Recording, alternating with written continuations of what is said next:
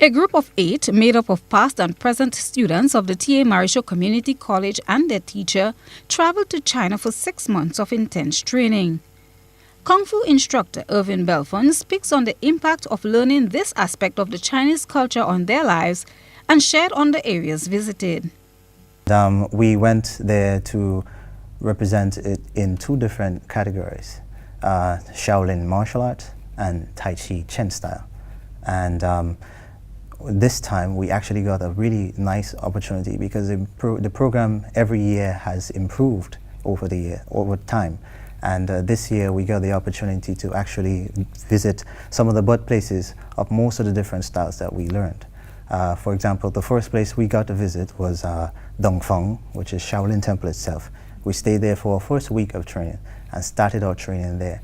The first 2 weeks in getting our bodies oriented, getting used to the daily routine of training and getting up very early in the morning, doing our morning runs. Belfon says martial arts should be one area of emphasis in schools as it has the tendency to redirect students' mindset in a positive way. He says this too can support the development of young children's fine motor skills. The introduction of a martial arts program has started, with the Westerhall Secondary School being the first to benefit. He hopes that this trend will continue in other schools. In terms of it can help build a child's self-confidence, builds confidence in himself, and also be more bold and more strong.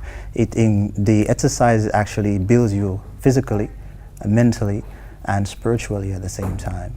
But I think, if the ministry, if everybody would come on board, including the Ministry of Education and the people, would play a more active role into understanding martial arts and really getting it as a part of their system, then they'll realize it's not just physical fitness, but it's also for the mind. It opens your mind, it helps you to see things clearer, and then there are many more opportunities that can open up to us. Martial arts is really big outside. It's like it's like the Olympics in other countries. In Grenada, we don't see it as much, but it's... The martial arts students shared their experience as first-time travelers to a faraway land and how impactful the training has been in their overall development. And I can describe, I feel a lot better than how I went. I feel a lot healthier. I feel more energetic. Now, I did Tai Chi, and when I started my classes in China, I realized that this is not any joke, it's very serious. So my attitude and my mentality, I had to change it in order to keep up with the classes. A lot, in my perspective, the advice that I would give to any young person, that you should learn a self-defense skill first, because the way that the world is going and the rate and many things, learning to defend yourself should be any girl in particular first priority.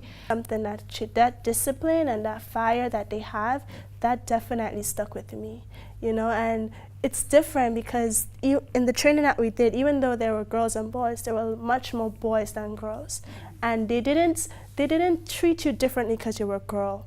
A matter of fact, they probably pushed you a little bit harder because they expect you to be more flexible or more soft, But it was a big change for me. It was like, it improved my discipline and my strength as a woman in that. The team showcased their medals won from various tournaments while in China, as well as certificates on completion of their 6 months of training. Here's a taste of some of the skills acquired. Christina John, for GBN News.